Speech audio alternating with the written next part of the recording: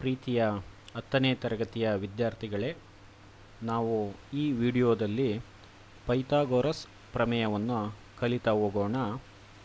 ಪರೀಕ್ಷಾ ದೃಷ್ಟಿಯಿಂದ 4 ಅಂಕಗಳಿಗೆ ಅಥವಾ 5 ಅಂಕಗಳಿಗೆ ಕೇಳಬಹುದಾದ ಪ್ರಮೇಯ ಆಗಿದ್ದು, ಇದು ತುಂಬ ಪ್ರಮುಖವಾದಂಥ ಪ್ರಮೇಯ ಆಗಿದೆ ಮತ್ತು ತುಂಬ ಸುಲಭ ಇದೆ ಮಕ್ಕಳೇ. ಇದನ್ನು ಚೆನ್ನಾಗಿ ಅರ್ಥ ಮಾಡ್ಕೊಳ್ಳಿ.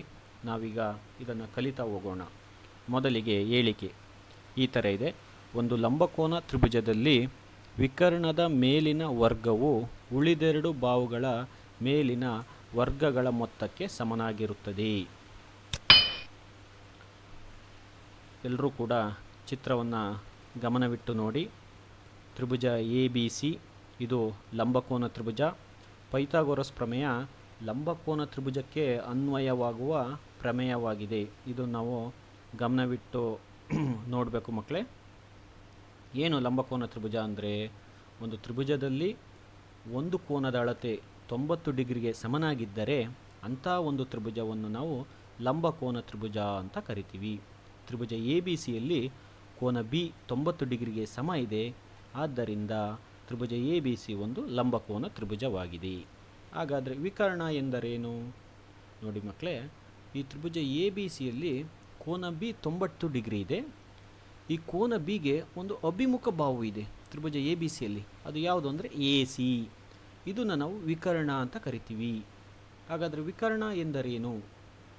ಒಂದು ಲಂಬಕೋನ ತ್ರಿಭುಜದಲ್ಲಿ ಲಂಬಕೋನಕ್ಕೆ ಅಭಿಮುಖವಾಗಿರುವ ಬಾಹುವನ್ನು ನಾವು ವಿಕರ್ಣ ಅಂತ ಕರಿತೀವಿ.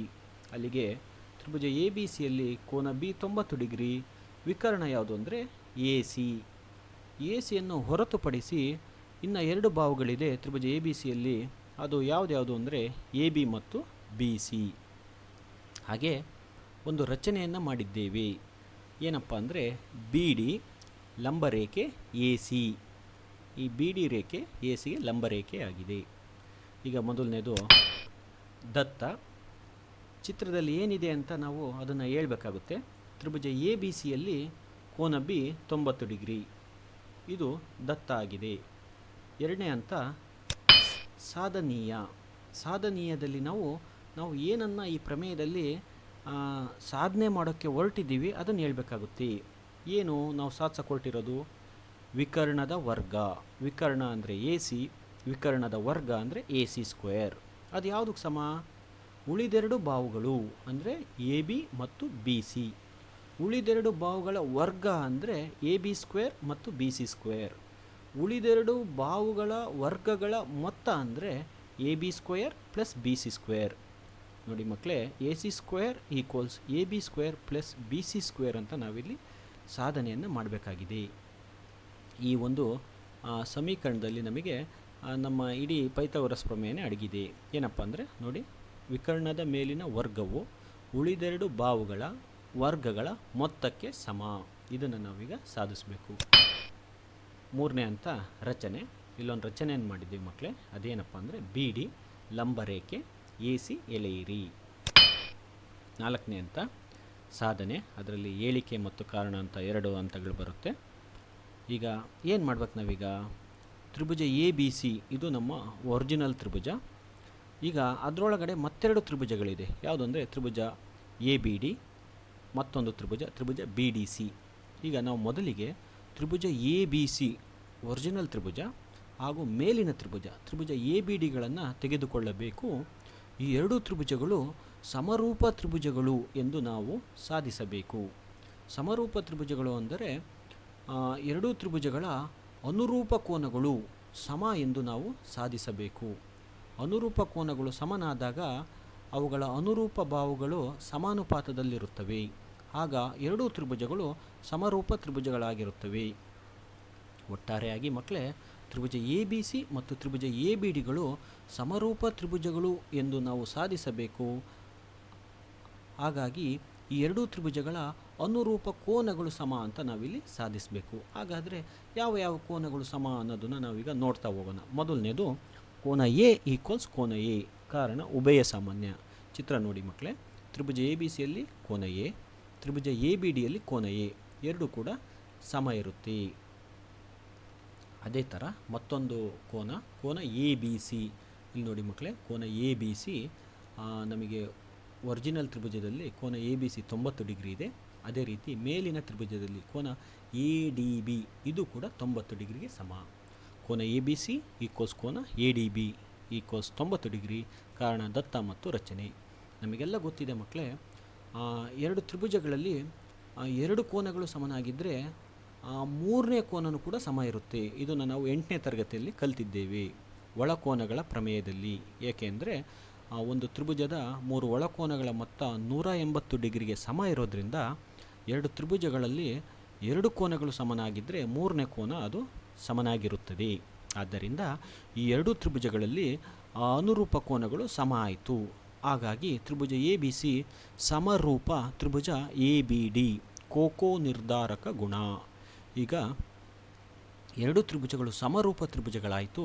ಈಗ ನಾವೀಗ ಅವುಗಳ ಅನುರೂಪ ಬಾಹುಗಳು ಸಮಾನುಪಾತದಲ್ಲಿರುತ್ತವೆ ಅಥವಾ ಅನುರೂಪ ಬಾಹುಗಳ ಅನುಪಾತ ಸಮನಾಗಿರುತ್ತವೆ.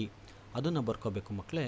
ಮೊದಲಿಗೆ ಈ A C divided by A B equals A B divided by A D. ಇದನ್ನು ನೀವು ಈ ಯಾವ್ಯಾವ ಕೋನಗಳು ಸಮನಾಗಿರುತ್ತೋ ಅವಕ್ಕೆ ಅಭಿಮುಖ ಬಾಹುಗಳನ್ನು ಬರ್ಕೋಬೇಕು ಮಕ್ಕಳೇ.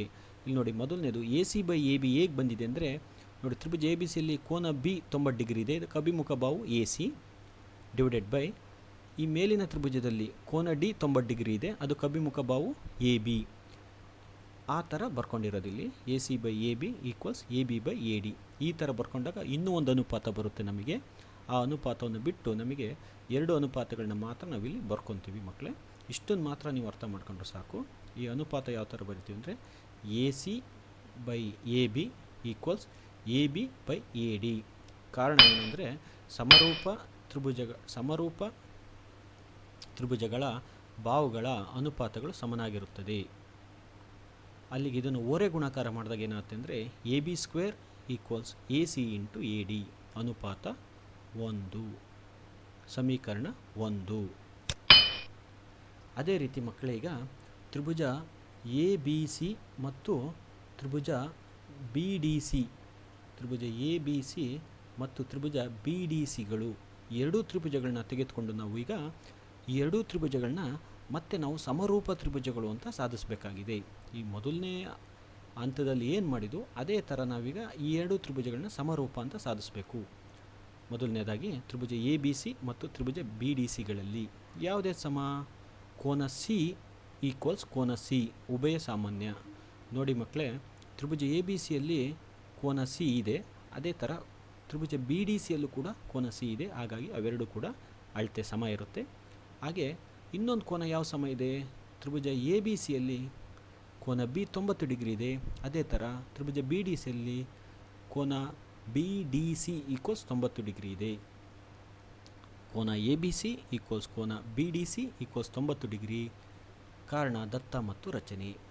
ಇಲ್ಲೂ ಕೂಡ ಅಷ್ಟೇ ಮಕ್ಕಳೇ, ಈ ಎರಡೂ ತ್ರಿಭುಜಗಳ ಎರಡು ಅನುರೂಪ ಕೋನಗಳು ಸಮ ಇದೆ. ಹಾಗೆ ಮೂರನೇ ಕೋನನೂ ಕೂಡ ಸಮ ಇರುತ್ತೆ. ಹಾಗಾಗಿ ತ್ರಿಭುಜ ಎ ಬಿ ಸಿಯ 3 ಕೋನಗಳು ತ್ರಿಭುಜ ಬಿ ಡಿ ಸಿಯ 3 ಕೋನಗಳಿಗೆ ಸಮ ಆಗುತ್ತೆ. ಹಾಗಾಗಿ ಈ ಎರಡೂ ತ್ರಿಭುಜಗಳು ಕೂಡ ಸಮರೂಪ ತ್ರಿಭುಜ ಆಗುತ್ತೆ. ತ್ರಿಭುಜ ಎ ಬಿ ಸಿ ಸಮರೂಪ ತ್ರಿಭುಜ ಬಿ ಡಿ ಸಿ. ಕಾರಣ ಕೋಕೋ ನಿರ್ಧಾರಕ ಗುಣ. ಇಲ್ಲೂ ಕೂಡ ಅಷ್ಟೇ ಮಕ್ಕಳೇ, ಯಾವ ಯಾವ ಕೋನಗಳು ಸಮ ಇರುತ್ತೋ ಅವುಗಳಿಗೆ ಅಭಿಮುಖ ಬಾಹುಗಳನ್ನು ನಾವು ತೆಗೆದುಕೊಂಡ್ರೆ ನಮಗೆ ಸಮರೂಪ ತ್ರಿಭುಜಗಳಲ್ಲಿ ನಮಗೆ ಅನುರೂಪ ಬಾಹುಗಳು ಸಿಗುತ್ತೆ. ಆ ಥರ ಬರ್ಕೊಂಡಾಗ ನಮಗೆ 3 ಬಾಹುಗಳು ಸಿಗುತ್ತೆ, 3 ಬಾಹುಗಳ ಅನುಪಾತ ಸಿಗುತ್ತೆ. ಅದರಲ್ಲಿ ನಾವು ಎರಡನ್ನು ತೆಗೆದುಕೊಳ್ತೀವಿ. ಯಾವುದಪ್ಪ ಅಂದರೆ ಅದನ್ನು ಯಾವ ಥರ ನೆನ್ಪಿಟ್ಕೊಳ್ಳೋದು ಅಂದರೆ, ಇಲ್ಲಿ ಚಿತ್ರ ನೋಡಿ ಮಕ್ಕಳೇ, A C divided by B C ಮೊದಲನೇದು equals B C equals D C. ಈ ಥರ ನಾವು ಎರಡು ಅನುಪಾತಗಳನ್ನ ತೆಗೆದುಕೋಬೇಕು. ಕಾರಣ ಸಮರೂಪ ಬಾಹುಗಳ ಅನುಪಾತ. ಓರೆ ಗುಣಾಕಾರ ಮಾಡಿದಾಗ ಏನಾಗ್ತಂದರೆ B C into B C, B C square equals A C into D C. ಸಮೀಕರಣ 2. ಈಗ ಮಕ್ಕಳೇ, ಸಮೀಕರಣ 1 ಮತ್ತು 2 ಕೂಡಿದಾಗ ಸಮೀಕರಣದಲ್ಲಿ ನಾವು ಎಡಭಾಗವನ್ನು ಎಡಭಾಗಕ್ಕೆ ಕೂಡಬೇಕು, ಬಲಭಾಗವನ್ನು ಬಲಭಾಗಕ್ಕೆ ಕೂಡಬೇಕು. ಆಗೇನಾಗುತ್ತೆ ಅಂದರೆ A B square plus B C square equals A C into A D plus A C into D C. A B square plus B C square equals A ಸಿಯನ್ನು ನಾವು ಕಾಮನ್ ತೆಗೆದಾಗ ಇಲ್ಲಿ ಒಳಗಡೆ ಏನು ಉಳಿಯುತ್ತೆ ಅಂದರೆ ಬ್ರ್ಯಾಕೆಟ್ ಒಳಗಡೆ ಎ ಡಿ ಪ್ಲಸ್ ಈ ಕಡೆ D C. A B square plus B C square equals A C into A C. ಅಂದರೆ ಎ ಡಿ ಪ್ಲಸ್ ಡಿ ಸಿಯನ್ನು ನಾವು ತೆಗೆದು ಎ ಸಿ ಅಂತ ಬರೆದಿದ್ದೇವೆ. ಇಲ್ಲಿ ಚಿತ್ರ ನೋಡಿ ಮಕ್ಕಳೇ, ಈ A D plus D C ಎರಡನ್ನು ಕೂಡಿದರೆ ನಮಗೆ ಚಿತ್ರದಲ್ಲಿ ಎ ಸಿ ಬರ್ತಾ ಇದೆ. ಹಾಗಾಗಿ ನಾವು ಎ ಡಿ ಪ್ಲಸ್ ಡಿ ಸಿಯನ್ನು ನಾವು ಇಲ್ಲಿ ತೆಗೆದು ಎ ಸಿ ಅಂತ ಬರಿಬೋದು. ಮುಂದಿನ ಹಂತದಲ್ಲಿ ಏನಾಗುತ್ತೆ ಅಂದರೆ A B square plus B C square is equal to A C into A C ಅಂದರೆ ಎ ಸಿ ಸ್ಕ್ವೇರ್. ಆದ್ದರಿಂದ A C square equals A B square plus B C square.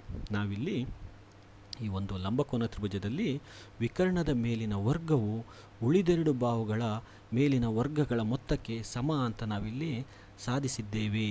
ಮಕ್ಕಳೇ, ಈ ಒಂದು ಪ್ರಮೇಯ ತುಂಬ ಪ್ರಮುಖವಾದಂಥ ಪ್ರಮೇಯ ಆಗಿದೆ. ಹಾಗಾಗಿ ಇದನ್ನು ತುಂಬ ಚೆನ್ನಾಗಿ ಅಭ್ಯಾಸ ಮಾಡಿ. ಶುಭವಾಗಲಿ. ಧನ್ಯವಾದಗಳು ಮಕ್ಕಳೇ.